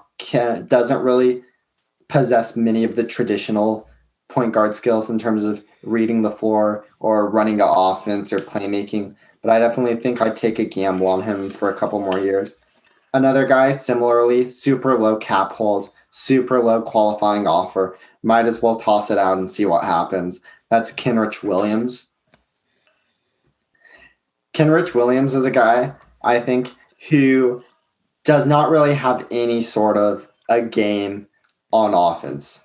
He had an 8.9 usage rate, which is just comically low. Like, this guy did not shoot whatsoever, but he's a smart player. He actually is a pretty good passer for a forward, and he plays solid defense, even though he's kind of lacking in the athleticism department. I definitely think he's a guy I'd look to bring back if I were David Griffin. Like I said, just such a low qualifying offer. Let me see what it is. Yes, qualifying offer is worth 1.8 mil. So for that amount, you might as well just roll the dice and see if he improves. What about Josh Hart? Yeah, he's another guy who's going to be, I think, extension eligible this offseason. Yeah, he's going to hit. You like him? Yeah, I like him a lot. I think he's underrated. I don't really think they'll come to terms with a deal, but yeah, I mean, like I don't think that he's going to sign an extension with New Orleans. Oh, like he's going to move on? No, I don't necessarily think he's not going to move on. I just don't really think they'll extend him. Usually those lower level players don't get extensions. So what's his future? He's going to hit restricted free agency, and they're probably going to sign him next offseason. Oh, like he doesn't have a choice? No, because when you're a restricted free agent, your team still has control over you. Oh, And bro, they got him locked up. Because when you're an unrestricted free agent, any team in the NBA can offer you a contract and you can sign with anyone. When you're a when you're a restricted free agent, the team you're on can throw you a contract, but all 29 other teams have to give you an offer sheet, and an offer sheet can be matched by your own team. Okay. So no matter what, your team can bring you back, except when you like start to get into some specific exceptions and like the Gilbert Arenas provision. That's when it starts to be a bit of a Gilbert Arenas is a bucket. He's wet, dude. yeah. I mean, and He's a legend, bro. I've watched so many podcasts of his. I won't go into the Gilbert Arenas provision right now just because it's a little complicated, but that kind of makes things a little more dicey for second round draft picks and guys who aren't on a traditional rookie scale contract. Or should I go into it? No, I won't. No. Nobody wants to hear that. Dude, I lucky do. Okay. Go into it. Okay, so basically with the regular Because wait, he made I know he finessed the league. I know that much. Yeah. With the regular restricted free agent, it's usually a guy who's just finished his rookie scale contract. So he's played 4 years with the team he's on. And when you've played 3 years under one contract, you're qualified for something called the Larry Bird provision, which basically allows the team who you're on to sign you to a max contract. But then Gilbert Arenas, who I think had been on his team, I think it was the Warriors, for 2 years, they didn't have bird rights on him. They only had early bird rights, so they couldn't offer him a max contract. They could only offer him 120% of the average NBA salary. So Wait. So that's because he was only on that team for 2 years? Yeah. So how come he was available after 2 years? Well, because he wasn't a first round pick, so he wasn't signed to a rookie scale contract. He was like a second round pick. Right. So when you're a second round pick, the team who drafted you can sign you to basically any contract they want, which is basically always some sort of variation on the minimum or a two-way contract. Just because second round picks aren't really worth that much. But anyway, the Gilbert Arenas provision came into existence to basically allow teams to re-sign their restricted free agents no matter what, even if they don't have full bird rights. And basically what it means is if you're making an offer sheet to a guy who's only been in the league for 2 years, you can only make it at 120% of the average player salary because it has to be something that the original team can match. So what happened with Gilbert Arenas in Washington? Do you know? Well, I think Washington might have been the team that was able to get him away from Golden State because they signed him to an offer sheet that Golden State had no way of matching. Okay, never mind. That's unrelated. I see. Oh, were you talking about the gun incident? Oh, no. Well, is that why he didn't end up? Because he got paid. Didn't he get paid like $60 million and only play like 2 games or something like that? Oh, I'm not sure about that. That's what I was talking about. He finessed the league, but maybe that was because of the gun incident. It could have been. I don't know. That was kind of before my time as an NBA fan. I just know it because of the provision. But anyway, what the provision allows for is a huge increase after the first year of the contract. So basically, after a guy who signs an offer sheet under the Gilbert Arenas extension, the first year has to be at 120% of the league average salary, but the second year of the contract can kick up to what his maximum would have been. So say the first year for like $11 million and then the second year for $20 million. You know what I mean? Because after that third year, then he would be eligible to make the max. Yeah. But that triggers a separate clause in the collective bargaining agreement, which is known as the poison pill provision, which basically is a functional no trade clause because outgoing salary counts differently than incoming salary, which is why it it's pretty much unheard of to see a guy sign for like a Gilbert Arenas extension or sign a contract under the Gilbert Arenas provision. But yeah, that wasn't very interesting podcast content. So we can move on to Dude, I was interested, bro. I don't really think our audience is interested in like the legal contract. Yeah, I think it's interesting. Yeah.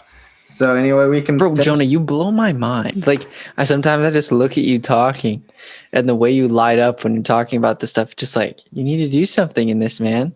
No. Like, I don't understand. Like, I guarantee you, there's so many NBA fans that whatever you just said just went right over their head. Yeah, I don't think I could ever work for an NBA team. I would. It would like take the fun out of it. I feel like.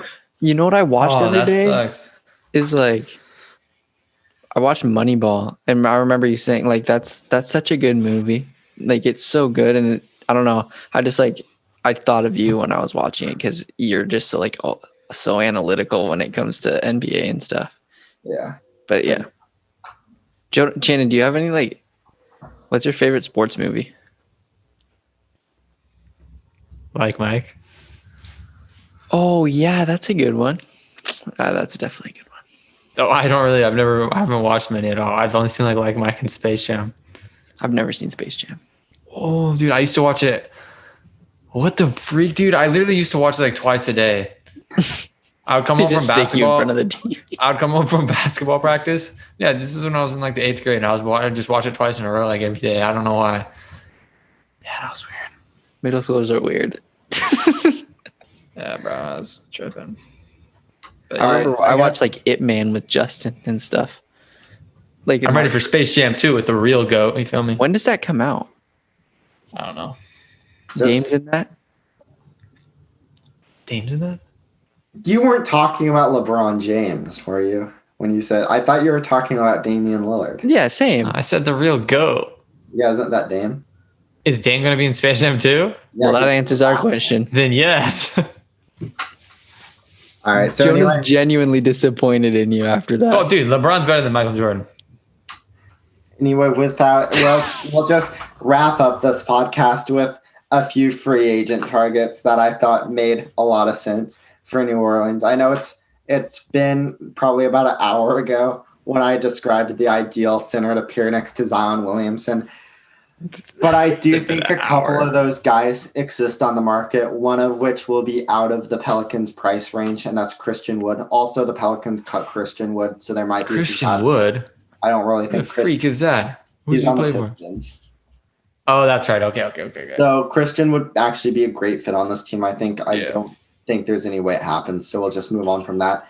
Two guys who I think could stretch the Pelicans' budget, but maybe there's a chance, are the two Raptor centers. Serge Ibaka, I think, would just be a tremendous fit next to Zion Williamson. Oh, that would be dope. And Marc Gasol, I think that makes a lot of sense as well. Yeah, that's true. Facts. Pascal. Yes, he's a Toronto Raptors player also. Isn't he their center? No, he's a forward, right? Yeah, he's a small forward. Or wait, he's power forward, isn't he? Yeah, power forward. I forgot to mention about the Raptors, or not the Raptors, the Pelicans. The Pelicans cap situation. They're going to have the full mid-level exception to work with. There's a little bit of finagling with the cap that they'll have to do in order to access that money. Basically, right now, they have $3 million of cap space, which won't do. So they will have to retain Derek Favors' cap hold and then either sign him to a smaller contract or work out a deal with Brandon Ingram in the first couple weeks or first couple hours of free agency. And then once that's happened, they can renounce their rights on Derek Favors or keep him and sign him to a smaller contract still. They just have to keep some sort of money on the books in order to stay over the cap and then therefore function as a $10 million MLE team instead of a $4 million MLE team. But that'll be pretty easy. That's not something I would worry about if I were a Pelicans fan. I know it sounds kind of like cliche and stuff, but if I was like an NBA superstar, I would literally take like the most outrageous pay cuts just to be on like the best teams, because you're still making good money anyway. I wouldn't. Yeah, I mean, you bandwagon as a fan, so why not as a player too? I But would chase the bag. I What would about 100% chase the bandwagon? bag. no, I'm just joking. But No, I would chase the bag, dude. I would way rather play for the Knicks and make like 40 million a year than play for the freaking Lakers and I'd make play for the Warriors and million. take, because like it's so hilarious. People are like, you're taking a pay cut and you're only making $3 million a year. It's like you're gonna be all right. people, Screw I that. feel like people don't really realize that $3 million a year is basically nothing when your working lifespan lasts till like you're 35. Yeah, facts, bro. No, and but also like the you know lifestyle you live, come on, bro. Jonah. Come on, Right. Jonah. You know the opportunities that come with like you put on your resume, post NBA basketball player. Like, come Nah, on, bro. dude. Come Bro. on. It's not like that for Come everyone. on. Job many at NBA Nike players go broke. instantly. So many NBA players go broke, bro.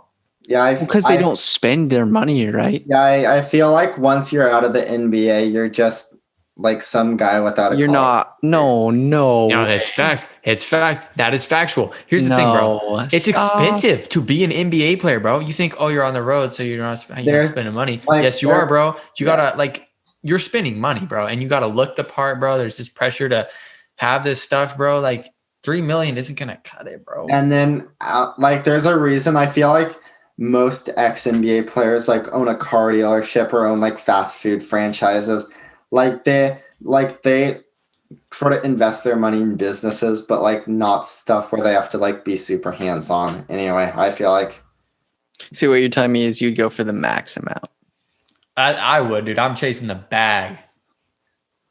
Yes, sir. Yeah, I don't know. I just feel like if you use it right and you have a long career, Well, if it adds up. if I'm coming off a contract where I like had the bag, then I'd be down to take a pay cut and experience winning a championship. You feel me? But Yeah. if I'm like, yeah, bro, like I need to make the money while I can. You feel me? Mm-hmm. Facts. I don't know. Yeah, I guess it all just depends, because literally it all takes is one game and you could be done forever. It's scary. speaking of done forever, I don't necessarily know if Derek Favors is going to be done forever as a Pelican. He's a guy who I think could possibly re-sign this year in free agency. I just think what he added to the Pelicans defense this year, even though I don't necessarily know if he's the best fit next to Zion on offense, I don't really think you can ignore the marginal return to their defense. So I definitely think on a 1 year inflated payday, like I talked about, he's a guy who they could look at. Another guy who I think makes maybe even more sense is Chris Boucher. Doesn't ring a bell. Boucher. You don't know Chris Boucher? Who's he play for? Oregon. He was an Oregon Duck. And then he tore his was it Achilles or ACL?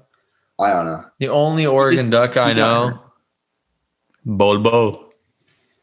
No, you know Dylan Brooks. Yeah, I know Don Brooks. So I guess Chris Boucher is not a guy who has to What worry about after the NBA. bro, who was Luke King, right? Yep, for the Pistons, two-way player.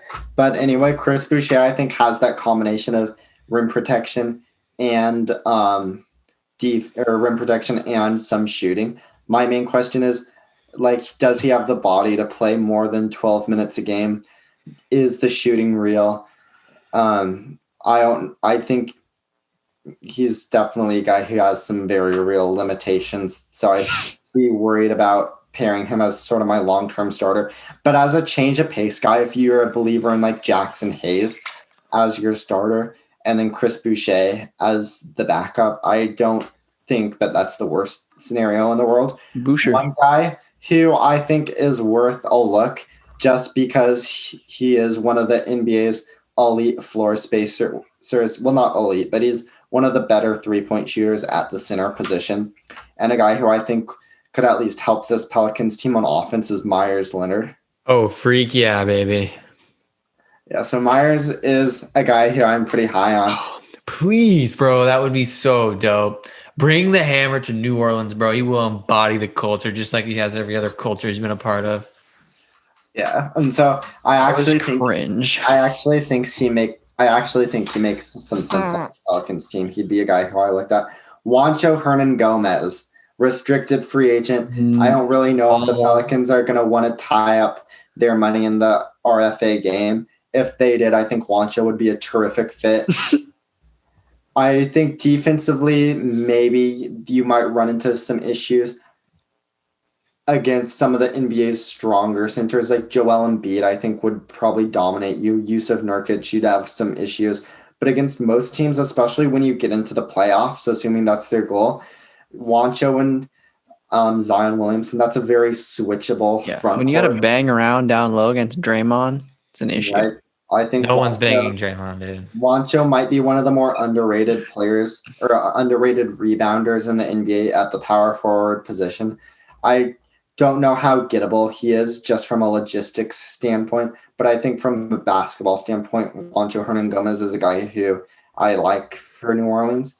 Dario Saric, if the Phoenix Suns decide to use as much cap space as possible and sort of get rid of Baines and Saric. Big man that can shoot. Yeah, I think Saric is a guy who they could pick up. Aaron Baines, I just referenced him. I think he is another guy who makes a lot of sense as a backup center in New Orleans. Yeah, Glenn Robinson III. I know I've suggested him for almost every team. I think he makes sense in New Orleans. The last one is a guy who I actually had coming to New Orleans in that 3-team trade I referenced earlier. But if the Nets turn down their team option, Garrett Temple is a guy who I'd look at as sort of a veteran leadership 3-and-D kind of guy. I think adding depth at the wing has got to be a priority for every NBA team, but for New Orleans as well. And so I think Garrett Temple would be a guy who I gave a call. Bro, yeah. And that's the end of the list. I like Dario. Right on, man. Bro, if I was an NBA player, I would have 14 different signatures, so then they wouldn't be worth anything. If I was an NBA player, I would change my name to something crazy. I wonder. Hang on. Go ahead, man. You know, it's always gone over my head. How do they determine if like a signature is real or not? Like, how do you get so consistent with the signature that it just becomes automatic? My signature is different every single time. Well, I guess you do like 500, and that's how. Yeah, I don't know. Jonah's signature. I want your signature and Jonah's signature because Jonah's going to be a GM of the Blazers. That's so freaking facts, bro. Will you draft me? I would turn it down. No, you wouldn't. Would you draft me and then get out of there? Jonah, you would literally have a field day every single day. You wouldn't leave Moda or wherever their buildings are. You'd give me a tryout, sign me to like a 4-year deal, and then quit. Freak, yeah. Okay, did all you guys guaranteed cash? Did you 60 mil guaranteed? You could wear the Blaze costume, Channon. Dude, I would do that for like minimum wage.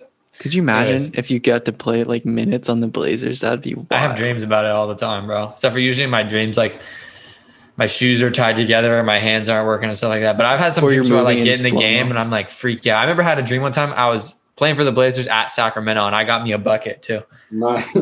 But did you guys see the whispers about the beard? You going to the turds? About how Philly's interested in him. Yes. Philly?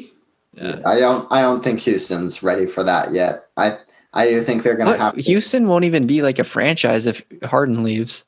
What will they have left? Do you think that Philly would be good with James Harden? Oh, yeah. Do you think they'd be better than Brooklyn? Well, are they giving up Joel Embiid or Ben Simmons in this trade? Benny. Yeah, Benny. Then I think Harden and Joel Embiid, I think that's better than. Really? I think that's better than Brooklyn. I don't buy it, bro. You don't want to know why? Because James Harden and Joel Embiid are losers, not winners.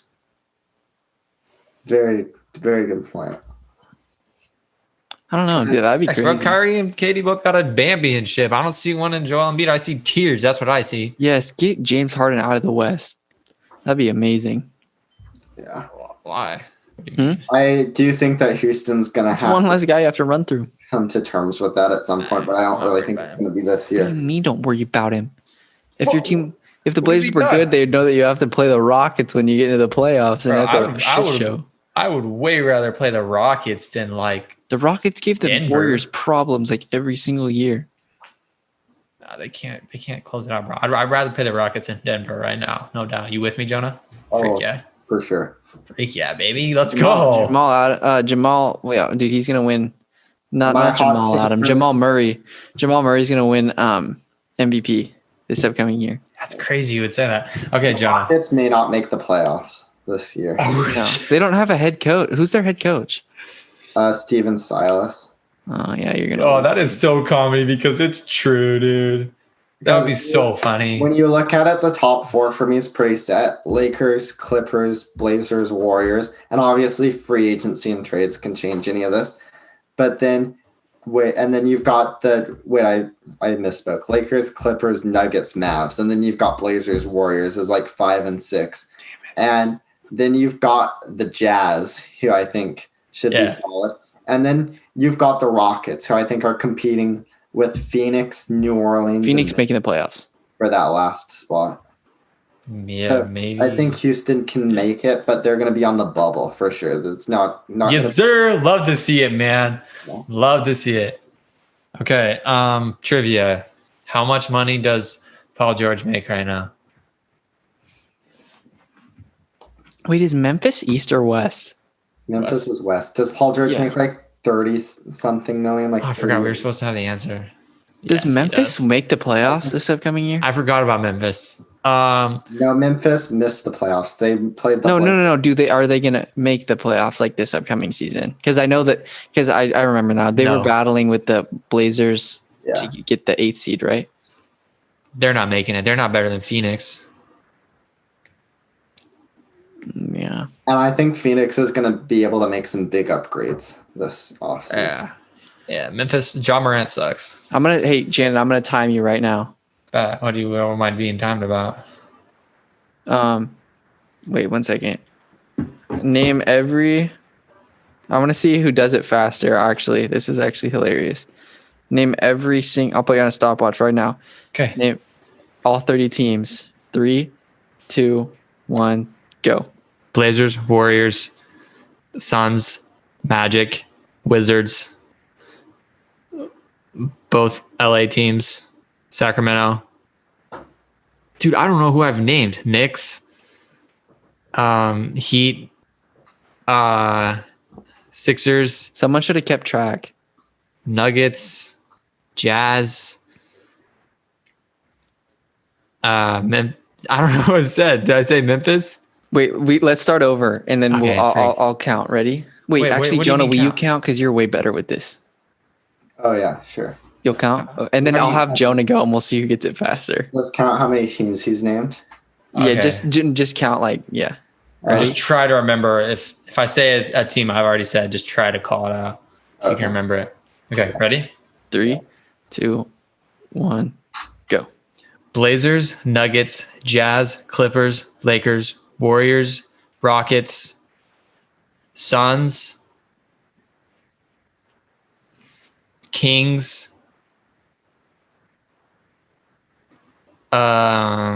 Pelicans, Magic, Heat, Wizards,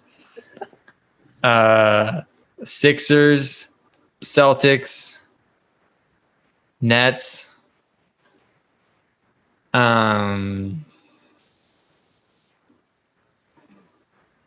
Mavericks.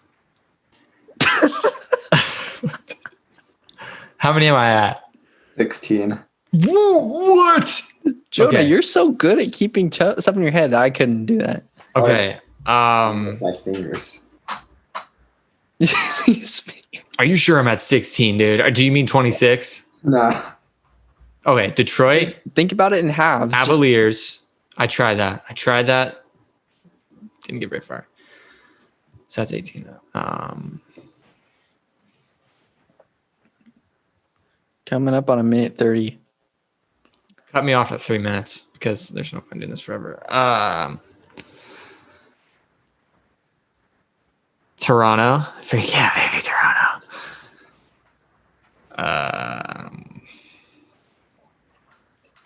San Antonio.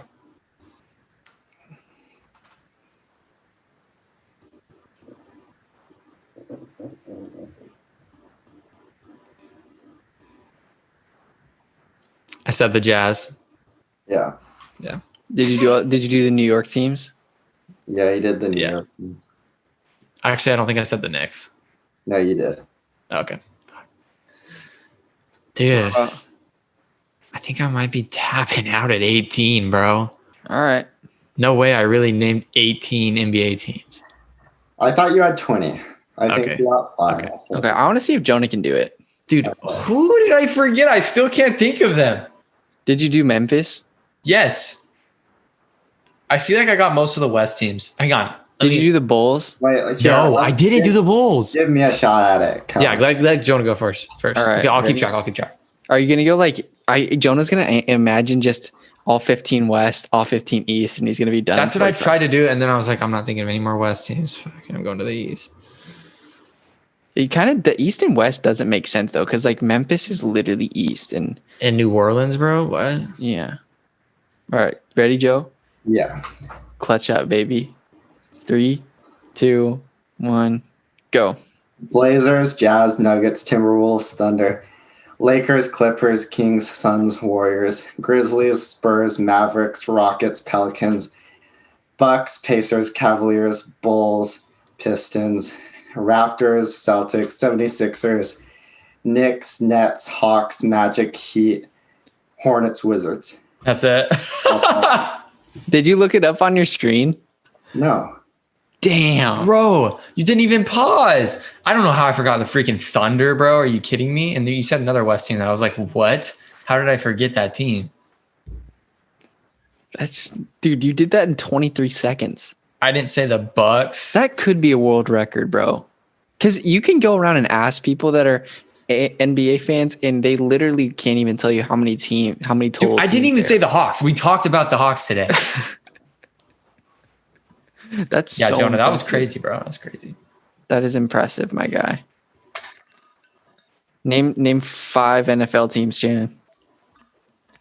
Chiefs, Seahawks, Broncos, 49ers, Steelers. Nice. Let's go. Yes, Jonah, sir. you can name all 32, right? Yeah, I think so. Yeah.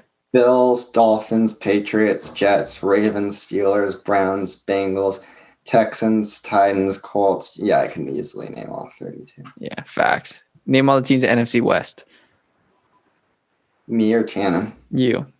Seahawks, Rams, Cardinals, 49ers. Fact. AFC West. Broncos, Raiders, Chargers, Chiefs. Savagery. You'd be surprised how many people don't know. That's beast. AFC North. I just did that one already. No, Ravens. AFC North. Yeah, Ravens, Steelers. No, that's AFC West. No. Yeah, that's the Broncos, Chiefs, Raiders, Yeah, Chargers. You said AFC North. No, I said West. Pretty sure I said West. Sorry if I didn't. Okay. Broncos, Raiders, Chargers, Chiefs. Yeah, but North though. Yeah, I already did that one. It's Ravens, Steelers, Browns, Bengals. Wait, I'm tweaking out. My bad. Sorry. We did them both. Okay, yeah. Fuck, dude. I was so lost there. That tweaked me out. Okay.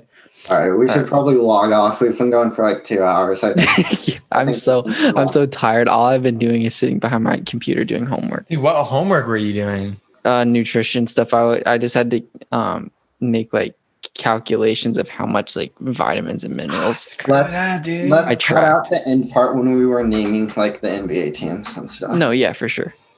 But sounds this good. was a good one, I think. Yeah, it was awesome. Thank you guys. Yeah. Yes, sir. You guys want to record another NBA one later in the week? Yeah, let me close this out. I was thinking Nets and Knicks. You have another song coming out? Me? Yeah. Yes, I do. Yes, I do. And I shot a music video for that hoe, baby. You shot a music video? It's gonna be lit, bro. I have a Are friend you who gonna like. are you gonna That's your drop it on first one, YouTube right? for real? Yeah. Like, Yeah, I'm gonna put it on YouTube. I don't know when the video is gonna be done. Probably some weeks after the release.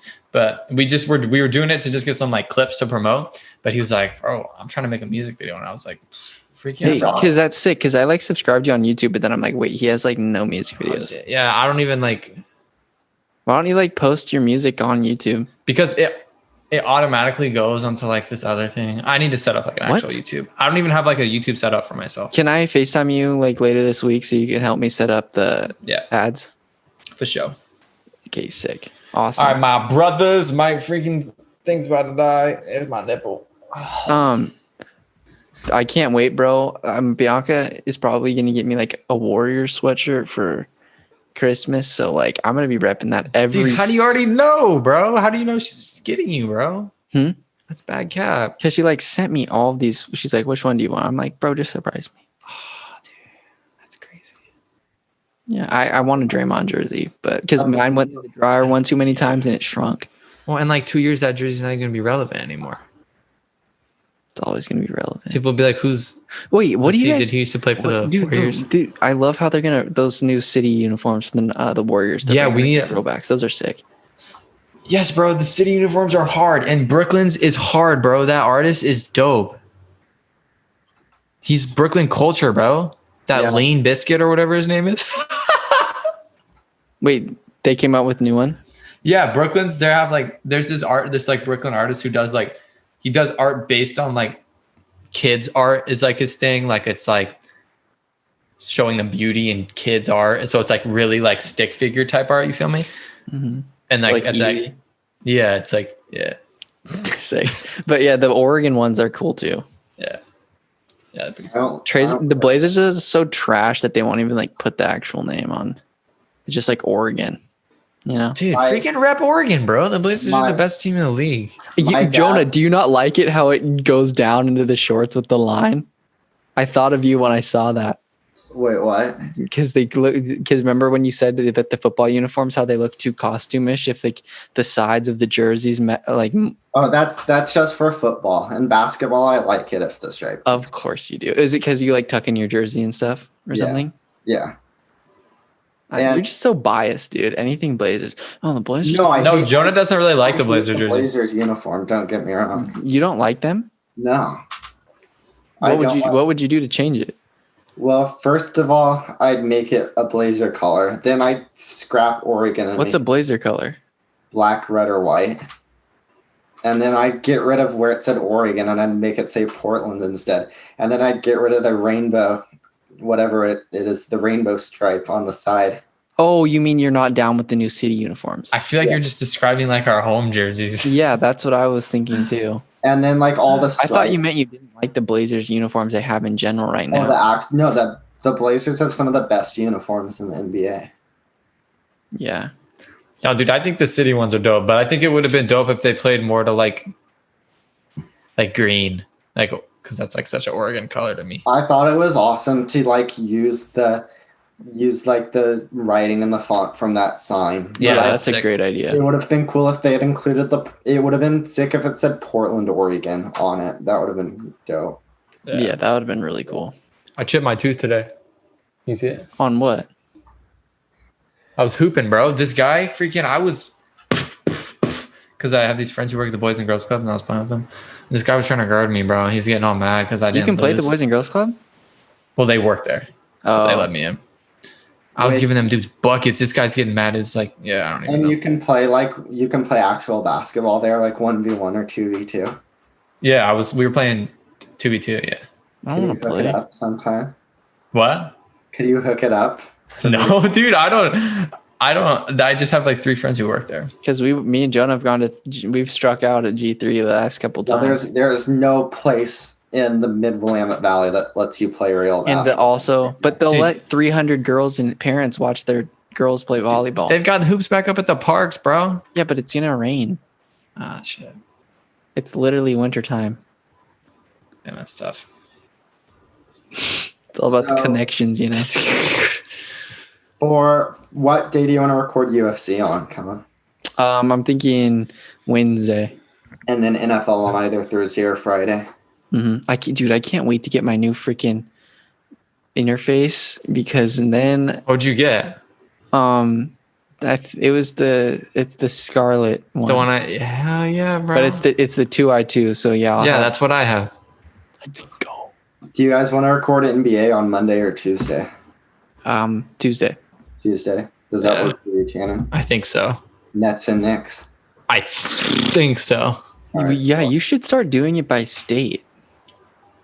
Oh, I think yeah. that'd be kind of fun. Well, not. I mean, yeah, you could do like I mean, no, Oklahoma. it doesn't. Well, no, we already did like LA, Yeah. like the Lakers.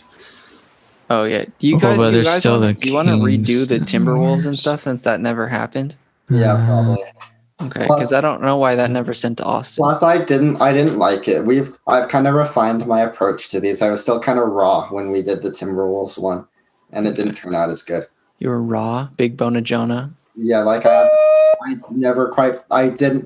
I didn't spend as much time on some certain topics as I wanted to. So Mhm. we can redo that one. Dude, this I is can't gonna believe Lonzo has a song called "Get Off." die. I know, bro. That's a major pause, bro. How do you make that? Um, Not feeling that. No. All right, I'll see you guys on Tuesday. Yeah, I- sounds All good. Thank you, right, my guys. brothers. Bye. My brothers. So